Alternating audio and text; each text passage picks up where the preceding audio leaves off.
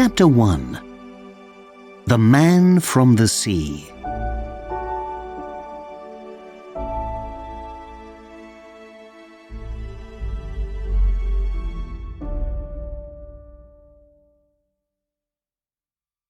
The boat, the boat.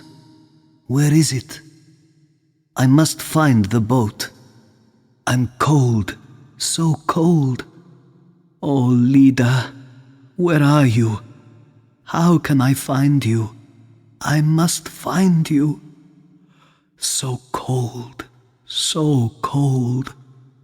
I must get back on the boat. Oh, Lida, Lida, Lida. Mummy, look at that man. What man?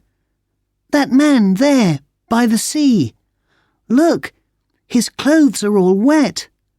Well, perhaps he went into the sea for a swim.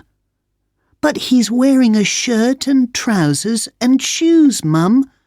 Nobody swims in clothes like that.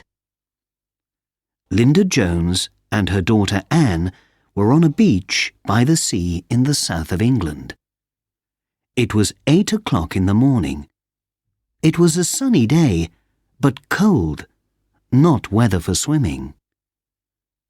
Linda Jones looked at the man. Her daughter was right. The man's clothes were not clothes for swimming in. They weren't even summer clothes. They were work clothes, black trousers, a white shirt, and black shoes. "He does look strange," she said. "But people sometimes do strange things, Anne." But, Mummy, perhaps he's ill. He's trying to walk. Look. There's something wrong with him. The little girl was right. The man stood up and began to walk along the beach by the sea. But he didn't walk very well. First, he walked up the beach, then down again to the sea. He fell down and got up again. Then he walked into the sea and fell down again. This time he didn't get up. He stayed there, lying in the sea. "You're right, Anne," Linda said. "There's something wrong with that man. You stay here. I'm going to look at him." She walked down the beach to the sea. The man didn't get up. He stayed lying in the water. Linda stood by the sea and looked at him. He was a tall young man, about 25 years old, with long dark hair. His clothes were wet, and he looked cold. His face was very white, but there was a dark red mark over his left eye. "Hello, are you all right?" Linda asked.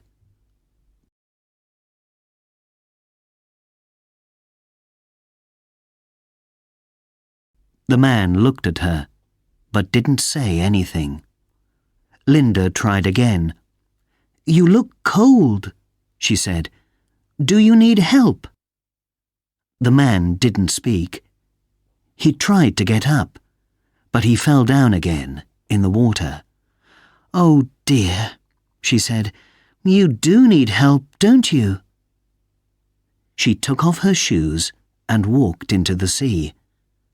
She took the man's arm. "Come on," she said.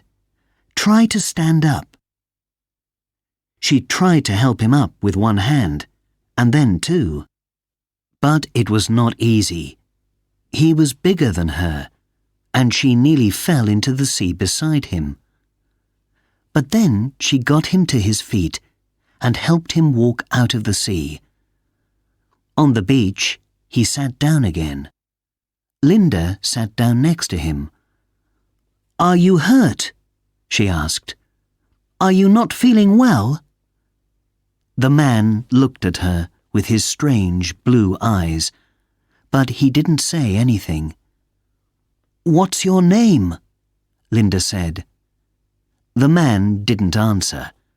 He turned his face away and looked at the sea. Linda looked at the mark over his eye. "Oh dear," she said. "I think you need to go to hospital." She took out her phone and called for an ambulance. 20 minutes later, an ambulance arrived, and 2 ambulance men ran down the beach to the man.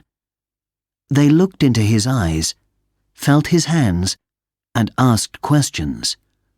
"What's your name, sir?" they said. No answer.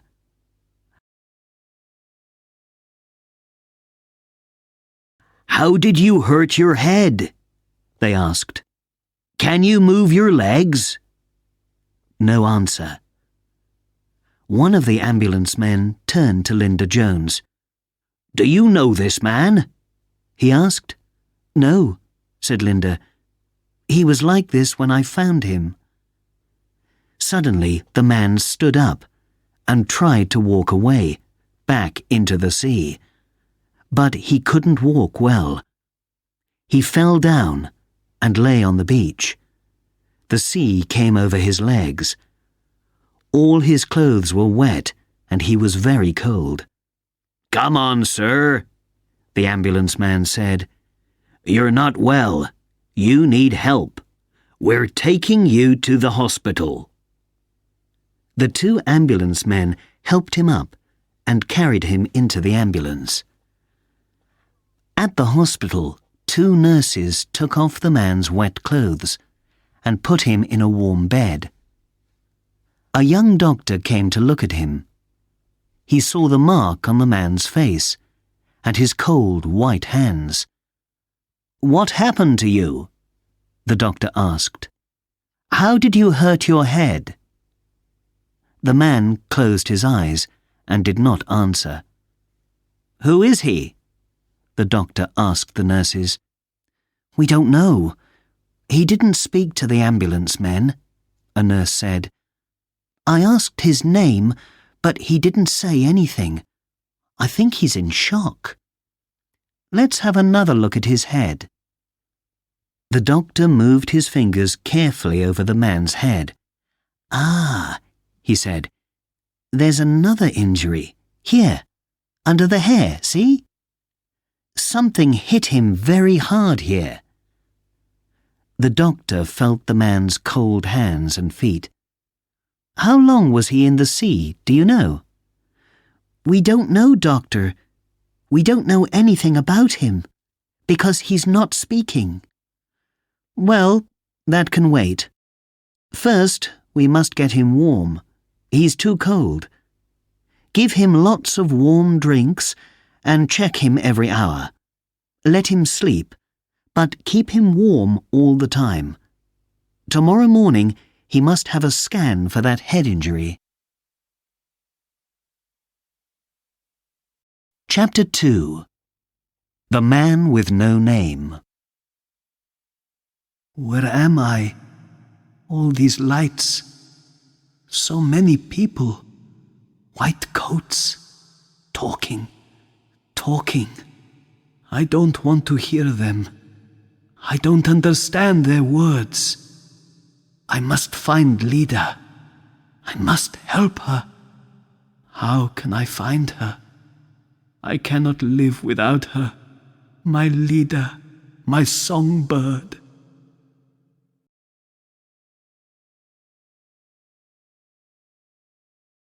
The hospital day starts very early. At 7 o'clock, the nurses took the man downstairs for his scan. By 9 o'clock, he was back in bed on the ward, and a different doctor came to see him. "Well, good news, young man," the doctor said. "Your head injury is not very bad. You're going to be fine. How are you feeling now?" The man did not answer. He sat up in bed and looked at the doctor, and then at the nurse. Then he turned his face away and stared out of the window. said the doctor. He took out a pen and slowly moved it from side to side in front of the man's face. The man's eyes did not move. "Shock," said the doctor. "Shock can do this to the brain sometimes, and then it can forget how to speak." He turned to the nurse. "Is he saying anything to you?" "No, not a word," the nurse said. "Is he eating and drinking all right?" "Yes, no problems there," said the nurse. "Well, call me when the police arrive. Somebody's coming at midday to ask questions." "Why?" said the nurse. "The poor man is ill." "He's a man with no name, no papers, nothing. Where did he come from? The police want to know." When the policeman arrived, the nurse took him to her patient. "Please be gentle," she said. "He has a head injury, and we think he's still in shock after his accident."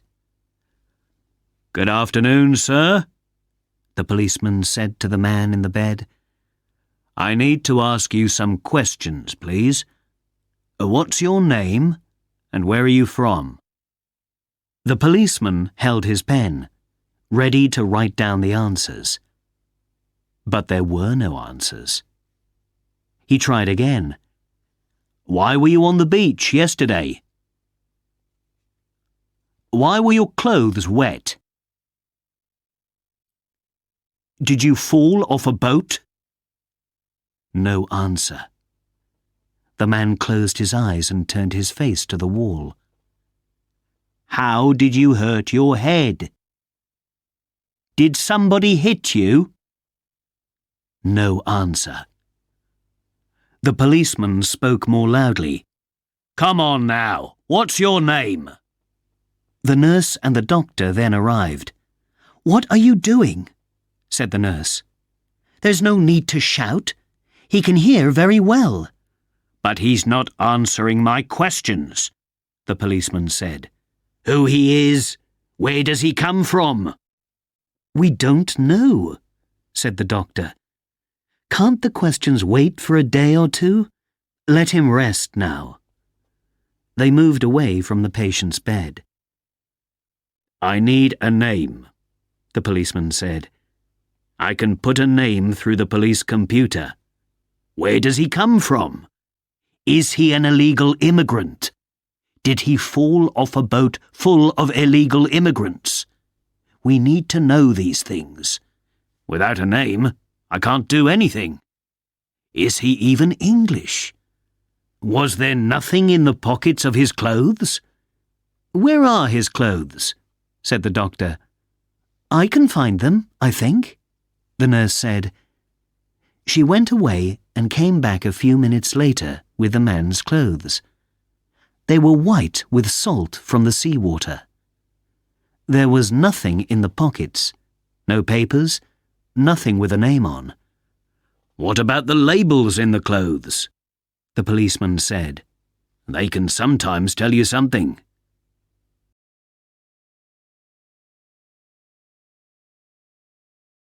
The nurse found a label in the back of the shirt. "Look," she said. "That's not English," the doctor said. "Can you read it, nurse?" "No," the nurse said. "It looks like some Eastern European language. Russian, perhaps?" "Maybe," the policeman said. "So perhaps your patient isn't English. He can't answer the questions because he doesn't understand them." Said the doctor. "I think he's not answering because he can't speak, in any language. Something happened to him. We don't know what, but it was bad." "I can bring a police interpreter tomorrow," said the policeman. "He can try a few languages on him. And now I must go and ask a lot of questions about boats and ships near here yesterday. Perhaps he fell off a boat and somebody is looking for him." The policeman left, but there was no rest yet for the man from the sea. It was a busy hospital, with accidents coming in all the time. "We can't keep him in this ward tonight," the doctor said. "We need the bed. Take him over to the psychiatric unit. They can give him a bed for a few nights. Perhaps they can help him with speaking. Ask for Nurse Avril O'Brien. She's very good with patients like these." Chapter 3. The Piano. My head feels better today. My eyes still hurt, but I can see better. These people are kind, but I cannot talk to them. What can I say? What can I tell them? I do not want to live without Lida, and Lida is lost to me forever. Nothing matters now. Nothing. The psychiatric unit was a new part of the hospital. It had nice rooms for the patients, with pictures on the walls. There was a patient's sitting room with books, some comfortable chairs, and an old piano. Outside, there was a small garden with flowers. Patients here had mental problems of different kinds. Many of them were older people. Some of them did not know the day of the week or their own names. Avril O'Brien was very good with these patients. She was kind and friendly. She liked to sit with her patients or walk with them in the little garden. She talked to them all the time. Sometimes they answered, and sometimes they didn't. But that didn't matter to Avril. She just went on talking in her warm Irish voice. She was very interested in the new patient, the man from the sea, the man with no name. "How can I help him best?" she asked Dr. Sansom. Dr. Sansom was the doctor in the psychiatric unit. He was very good at helping patients with mental health problems. Avril was his best nurse. "Talk," he said. "Just talk to him, Avril. He's not going to answer you, but we want him to listen." So Avril talked to him in her warm Irish voice. She talked about her family, about the weather, about books and films. The man from the sea said nothing and did not answer any of her questions. But he began to listen and to watch Avril's face when she talked. In the morning, the policeman came back. With him was a tall young woman with black hair and a big smile. "Hi, I'm Katya," she said to Avril. Avril looked at her in surprise. "Do you work for the police?" she asked. "You don't look like police." Katya laughed. "No," she said. "I'm an interpreter of Eastern European languages. I work for myself." "Our usual man is on holiday," said the policeman. "He's always on holiday when you need him. Katya helps us when that happens." Avril took them into her patient's room. He lay on his bed and watched them. But when Katya began to speak, he closed his eyes and turned his face to the wall. Katya spoke for 3 or 4 minutes in different languages, but the man did not move or open his eyes. Katya stopped and looked at the policeman. "I'm sorry, Ben," she said. "I tried Polish, Ukrainian, Russian and Serbian.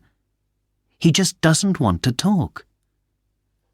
"But did he understand any of those languages?" "I don't know. How can you tell?" said Katya. "He's just lying on the bed with his eyes closed." "What about that shirt label?" said the policeman. He turned to Avril. "Have you got his shirt?" Avril found the shirt and showed it to Katya. "Yes, this is a Russian name on the label," she said.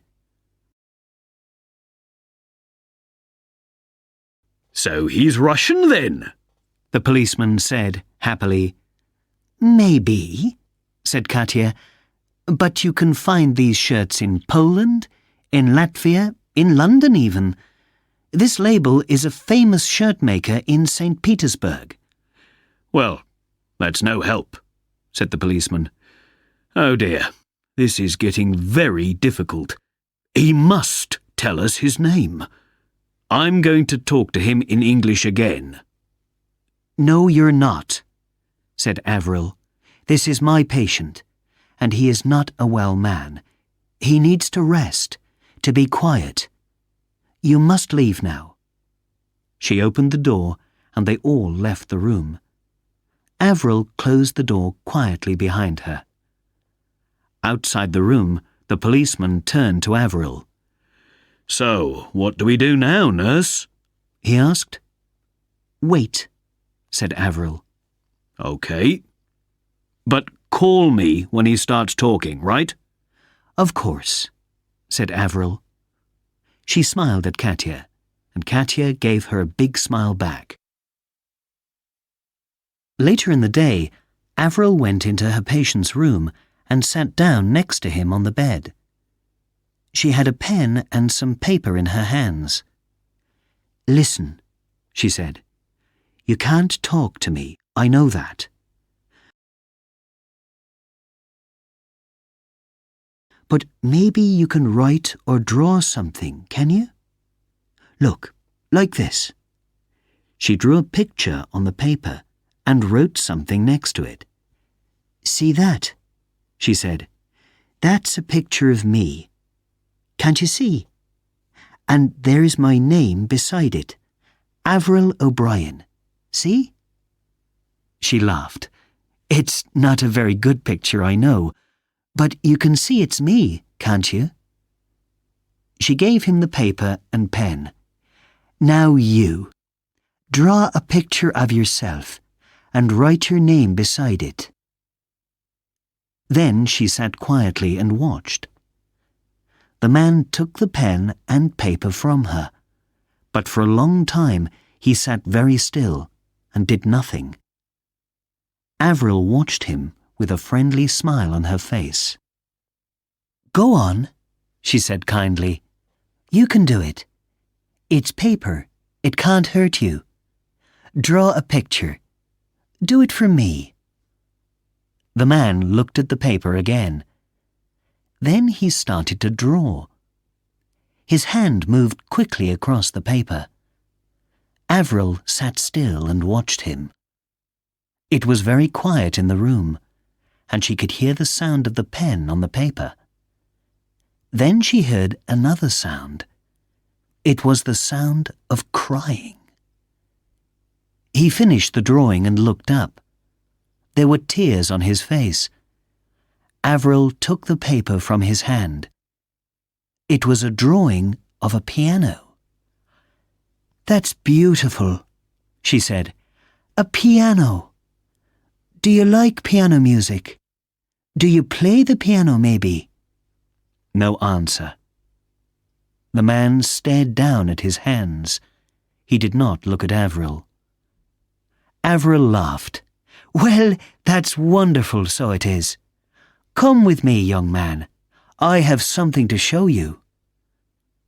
She put down the paper and held out her hand.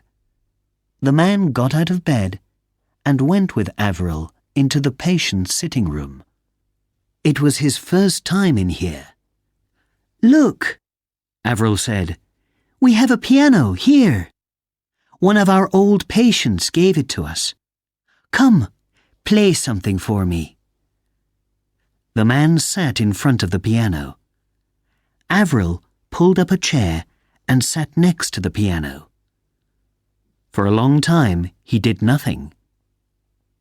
He sat still and looked at the piano. Then, very slowly, he pressed one of the white piano keys with his finger. Avril watched and waited. But there was no music. The man just played one note, pressing the same key with the same finger. He played the note again and again and again, more and more quickly, louder and louder and louder. Then he stopped. Tears ran down his face.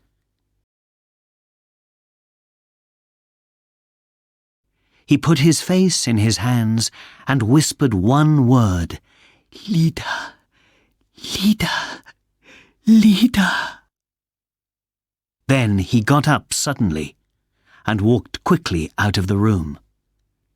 He went back to his bed and lay on it, face down, with his hands over the back of his head. Avril went to find Dr. Sansom. "He spoke," she told him. "He said one word over and over again, but I didn't hear it very well. It sounded like leader. But what can that mean?" Dr. Sansom shook his head. "Leader? I don't know. But the interesting thing is the piano, Avril. Maybe music is the key. Tomorrow, take him to the piano again." Chapter 4. The Music. How can I play music without Lida? Music was my life. Now it is my death. The sound of one note on the piano goes through me like a knife. Oh, why did I swim to land? Why didn't the sea take me down, down, down, to sleep the long sleep? The next morning, Avril took her patient into the sitting room. He sat at the piano, but he did not touch the keys. His face was closed. His eyes saw nothing. "You're a long way away, Mr. Piano Man," Avril said to him, smiling. "Where are you now? Are you thinking about your home? About your family?" No answer. Avril took some photographs out of her bag. "Would you like to see some photos of my family, Mr. Piano Man?" she said. "Look, here's my husband, Jerry. I told you about him yesterday. And this is my son, Ryan. He's 16 now. He's a big boy, taller than me. He loves playing football. And this is my daughter, Mary. She's 14. She loves music. She listens to it all the time." One by one, she gave the photos to the piano man. He looked at them and then gave them back to her. "Oh, here is one to show you. This is Mary when she was little. About 8, I think. She's having a piano lesson, but she stopped lessons after 2 years. So sad. I love listening to piano music." The piano man held the photo of Mary and looked at it for a long minute. His face did not change, but suddenly he put the photo down, turned round to the piano, and began to play. It was a happy piece of music, light and easy. Avril laughed. "Oh, how wonderful! I know that. My Mary played that piece." "Well, she didn't really play it, but she tried to learn it. You play it so well." The piano man stopped playing. Avril watched him. "Can you play some more music for us?" she asked. She looked round the sitting room. There was another patient sitting at the back of the room. This was Doris, a very old lady.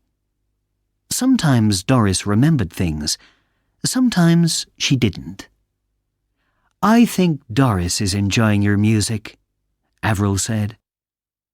The piano man looked round. Doris nodded and smiled at him. The piano man turned back to the piano and began to play. This was a very different piece of music, fast and exciting, full of colour and life.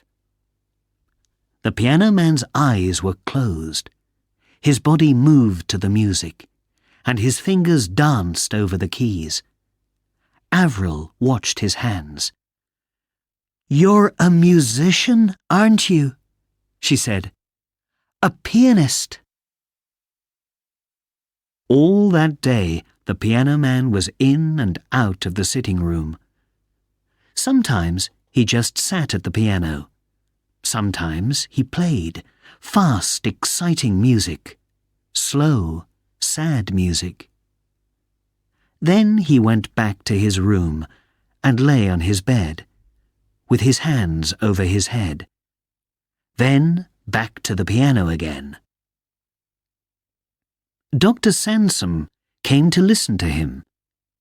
"You're right, Avril," he said. "He's a wonderful musician. The music is talking through him. There's a change coming. Leave him alone and wait." Late in the afternoon, the piano man went to the piano again and began to play a new piece of music. It was slow, very beautiful music, like a song. Avril sat with him for a time, then stood up. "Don't stop," she whispered. "I must see another patient for a few minutes. Back soon." She went quietly out of the room. Doris was still in her usual chair at the back of the room, smiling and nodding to the music. Avril was with the other patient for 10 minutes, then went back to the sitting room. She heard Doris's voice. "Nurse! Nurse! Come quick!" "What is it, Doris? What's the matter?" "Look," said Doris. "He's crying, poor boy." The piano man sat at the piano, with his face in his hands. Tears ran between his fingers and down the backs of his hands. "Poor boy," said Doris. "Poor boy. Poor boy." "Yes, all right, Doris," Avril said. "I'm here now."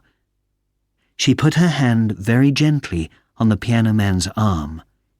"He wants a cup of tea," said Doris loudly. "Poor boy." "Yes, you're right," Avril said. She went quickly to the nurse's kitchen and came back with a large, hot mug of tea. Gently, she took the piano man's hands away from his face and gave him the mug of tea. "There," she said. "Drink some tea. Tea always helps."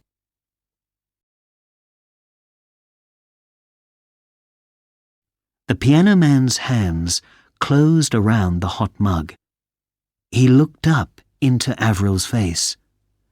"Spasiba," he whispered. Before she went home, Avril went to the computer in the nurse's room. Now, what was that word? She thought. Something. Spasi... She tried the spelling, Spasiba, and Google found the word for her at once.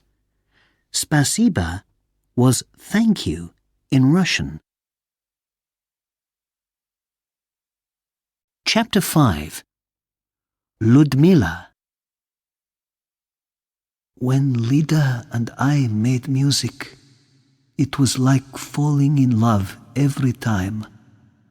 The piano with the voice with the piano. How can I live without Lida, without music? I am nothing, just a poor half thing. A garden without flowers. A sky without the sun. When she arrived at work the next morning, Avril looked for Dr. Sansom. She wanted to tell him about the piano man and the Russian word. But Dr. Sansom called her on the phone. "Ah, Avril," he said, "can you come now? I need you. We've a new patient, a Russian girl. She arrived half an hour ago. I want you to be with her this morning." Avril went upstairs to the ward. "A Russian girl?" she thought. "Suddenly, everything round here is Russian." They went to the new patient's room and looked in through the door. A young woman lay in the bed. Her face looked very white. Dr. Sansom read from the hospital notes on the door. "Ludmila Terenkova, 22, Russian, head injury. Brought in by ambulance from Falmouth after an accident on a sailing boat out at sea. She had a small operation 3 days ago for the head injury," Dr. Sansom told Avril. "That went well, and the head injury is better now. But there is something wrong. She's crying a lot and getting very angry. So they sent her to us. Let's go in and talk to her. You speak first." They went into the room and stood by the bed. Avril smiled at the young woman. "Hello, Ludmilla," she said. "I'm Avril O'Brien, and this is Dr. Sansom. How are you feeling now?"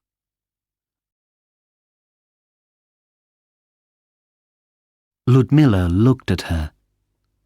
She was a very pretty girl, but her face was very white, and there were tears in her eyes. "Do you speak English?" asked Dr. Sansom. Ludmilla nodded. "A little," she said. "Oh, that's good," said Avril. "Can you tell us how you hurt your head?" She pulled a chair next to the bed and sat down. "I was on a boat out at sea," Ludmilla said. I fell and I hurt my head. I don't remember very well." "No, of course you don't," said Avril gently. "But how did you come to the hospital? Do you remember that?" "I came by ambulance. The boat came into Falmouth. Is that the name? Then the ambulance came." "And who called the ambulance?" asked Dr. Sansom. "Ivan." "And who is Ivan?" asked Avril. Ludmilla turned her face away from them, and for a moment she did not speak. Then she whispered, "My fiancé. It's his boat. We were on holiday." Avril and Dr. Sansom waited, but Ludmilla did not look at them or say anything. "Is Ivan here now?" Avril said. She smiled and looked round the room. "Did he come with you to the hospital?" The tears in Ludmilla's eyes began to run down her face. She laughed angrily. "No, he went back to the boat. He's going back to St. Petersburg, he said." Suddenly, she sat up in bed. "Please," she said to Avril, "please, I must talk to my father.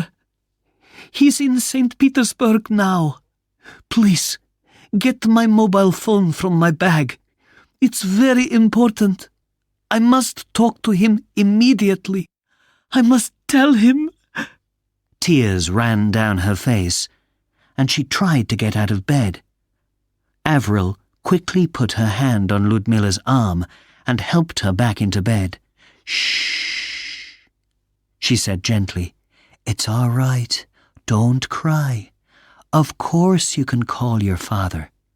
But first, you must stay in bed and rest a little."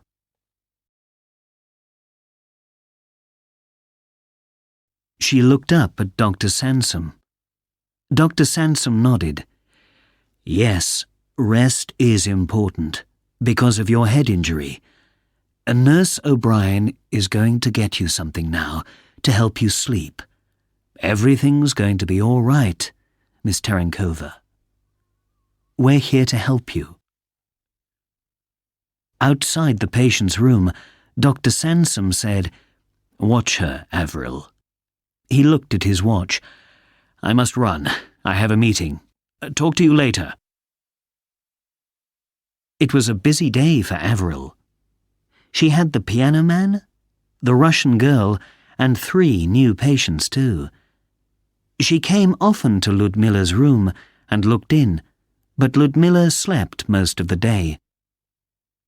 In the afternoon, Avril looked in again. Ludmila was not in her bed. Avril went in quickly. Ludmila was by the window, with her mobile phone. She spoke in Russian, very fast. She finished the call and turned to Avril. There were angry tears in her eyes. "Was that your father?" said Avril. "Is he coming to take you home?" "No," Ludmila said. "Yes, maybe. I don't know. It's very difficult. My father—" She began to cry. "Tell me about it," said Avril. "I'm a good listener." "I can't talk about it," Ludmila said through her tears. "My English is not so good. It's very hard for me." "Never mind," said Avril. "Maybe we can talk about it tomorrow. You get back into bed now and rest."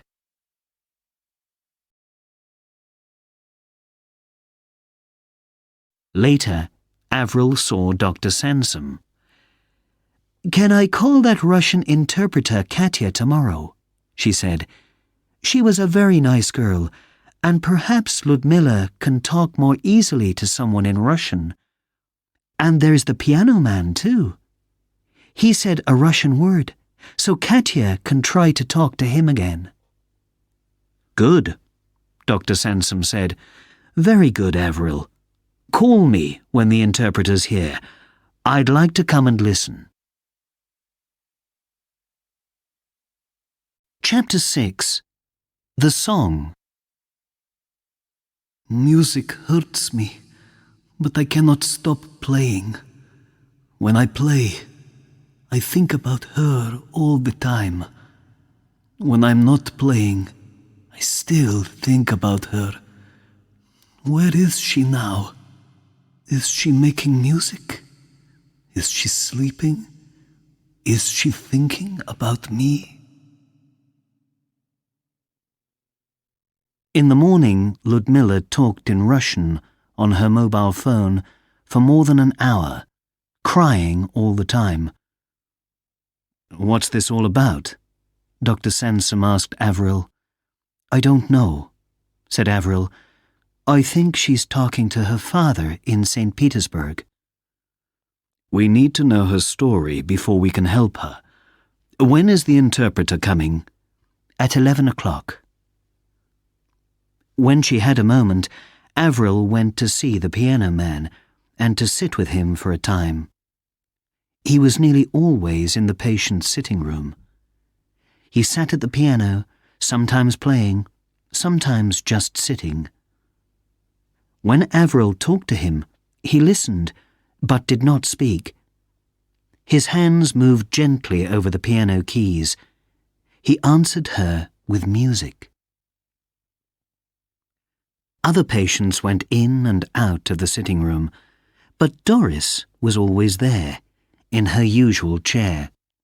Beautiful music, She said to Avril. beautiful music. Yes, it is, said Avril. Does he talk to you, Doris? He's a nice boy. Doris said. Beautiful music. Very nice, Avril said. But does he say anything? Do you know his name? Yes, Doris said happily. he's the piano man. He plays music. Beautiful music.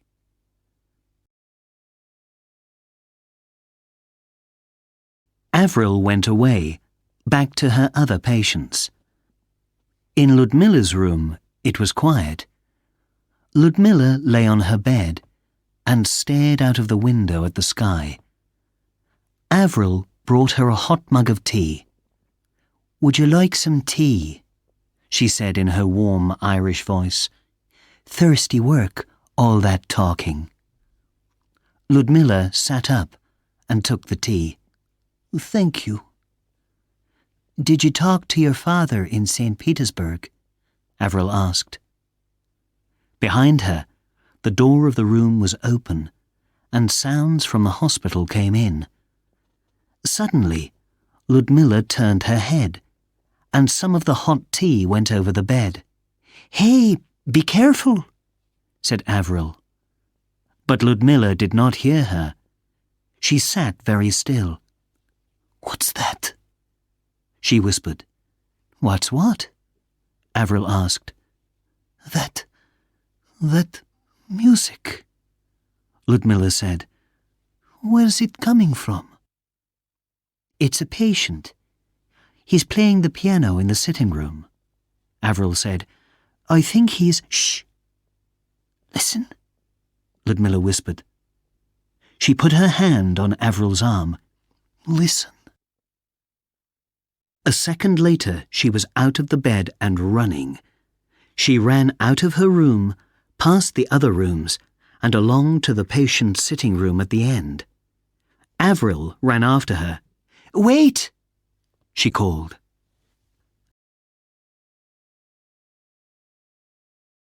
At the sitting room door, Ludmilla stopped. She saw the piano man at the piano, and her face turned white. She stood and stared. The piano man heard something and turned round. He stopped playing and stared at the girl by the door. For a long, long minute, nobody moved. Nobody spoke. Every sound in the hospital stopped. Then, very slowly, the piano man turned back to the piano and began to play. He played a slow, beautiful piece of music. For a second or two, Ludmilla did not move or speak. Then she put her head back, closed her eyes, and began to sing. The song was very sad and very beautiful. Avril did not understand the words because they were in Russian, but tears came into her eyes. The piano man played, and Ludmilla sang. Then, at the end of the song, she walked across the room to him. The piano man stood up and watched her. She came and stood in front of him, and very slowly, very gently, she held out her hand to him. "Mikhail?" she whispered. "Lida, Lida, Lida," said the piano man. "Oh, Lida." Then he put his arms around her and held her for a long time.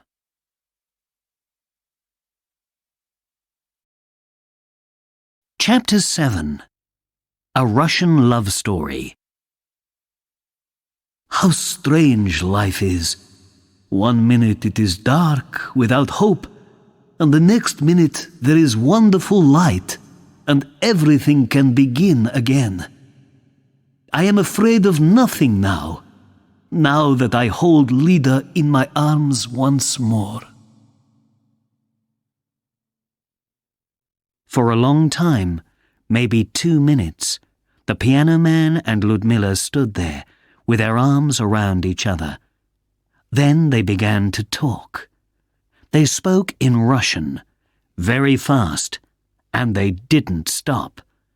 They sat down in 2 chairs next to the piano. They held hands. They talked and laughed and cried all at the same time. "Well, what do you know?" Avril said. She turned to Doris.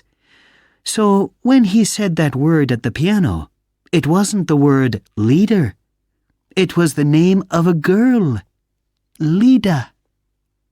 Doris sat in her usual chair and smiled and nodded. Happy people, she said. Happy people. "So they are," said Avril. She went to find Dr. Sansom and came back to the sitting room with him and Katya, the interpreter. "This is very exciting," said Dr. Sansom. "Do we know the story yet?" Katya stared at Ludmilla. "I think I know her," she said. "She's a singer. Ludmilla Terenkova. She's beginning to get famous in Russia, and she's on YouTube a lot. She sings beautiful love songs." "Katya, can you talk to them now?" said Avril. "There is no problem with talking today." "Of course," said Katya. She pulled up a chair and sat down next to Ludmilla and the piano man. They talked in Russian for 10 minutes. "So," said Katya. She turned to Avril and Dr. Sansom. "It is a love story," she said, "with 3 people. Ludmilla met a young man, Ivan, and when he asked her to marry him, she said yes. But she didn't really love him." "Why did she say yes then?" Avril asked. "I was young," said Ludmilla. "I did not know about love. I liked Ivan, yes, but I did not really know him. My father liked him because Ivan is from a rich family. My father is a rich man too, and he wants me to marry money. Money is more important than love, he says." The piano man said something to Ludmilla in Russian, and she laughed. "So, why were you on Ivan's boat?" Avril asked. "For a holiday," Ludmilla said. "I didn't want to go, because when Mikhail and I began to work together, everything changed." She smiled. "Now I know everything about love." She held the piano man's hand and said something to him in Russian. "Ivan has an expensive boat," Katya explained. "He likes expensive things, and he likes to have a beautiful young singer for his fiancée. But he is not a nice man, and Ludmilla knows that now. She is afraid of him. She is afraid of her father, too. Mikhail, you see, is from a very poor family, and Ludmilla's father is not going to like that. So these 2 young people, very much in love, just wait for an answer to their problem." "So how did Mikhail arrive on the beach?" asked Avril. "Mikhail is a very good pianist," said Katya, "and a very good accompanist for Ludmilla. He plays the piano when she sings. Ludmilla wanted to learn some new songs, so she took Mikhail with her on Ivan's boat." "It's a very big boat then, is it?" Avril asked. "It has a piano on it?" "Oh, yes. These are very rich people." "I see. But what did Ivan think about that?" Avril looked at Ludmilla and Mikhail holding hands. "I am a singer," Ludmilla said, "and of course I need my accompanist to help me learn new songs. So Mikhail comes with me, everywhere, of course. So what happened? Avril asked. This happened, said Ludmilla. She turned to Mikhail, put her arms around him, and gave him a long, loving kiss. Then she looked at Avril again. We were at the back of the boat, but Ivan saw us. He was angry, very, very angry. He hit Mikhail on the head with a bottle, and Mikhail fell into the sea. Ludmilla stopped. There were tears in her eyes. Mikhail put his arm around her. It was so terrible, Ludmilla said. Ivan did not stop the boat. He did not look for Mikhail. He did nothing. It was night, and I could not see Mikhail in the sea. I called and called, but there was no answer. Tears ran down Ludmilla's face. Ivan said, "Too bad. It was an accident." And I told him, "No, you are a murderer."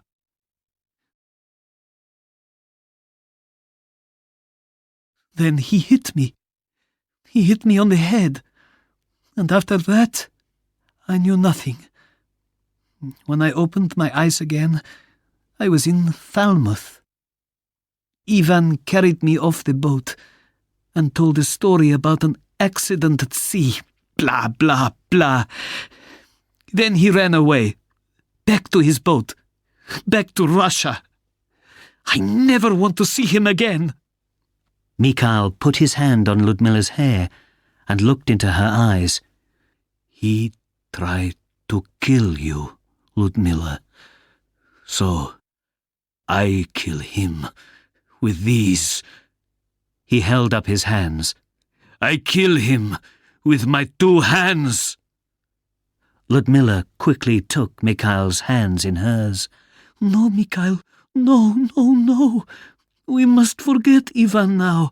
That is finished, done, behind us. Now it is just us, you and me, Mikhail. Well, said Avril, what a story. But now you're all right? She looked at Mikhail and smiled. Mr. Piano Man, are you well now? Mikhail smiled back. Yes, he said. My English is not good, but yes, I am well. Without Ludmilla, I cannot live. I want to die, so I do not speak. I have nothing to say.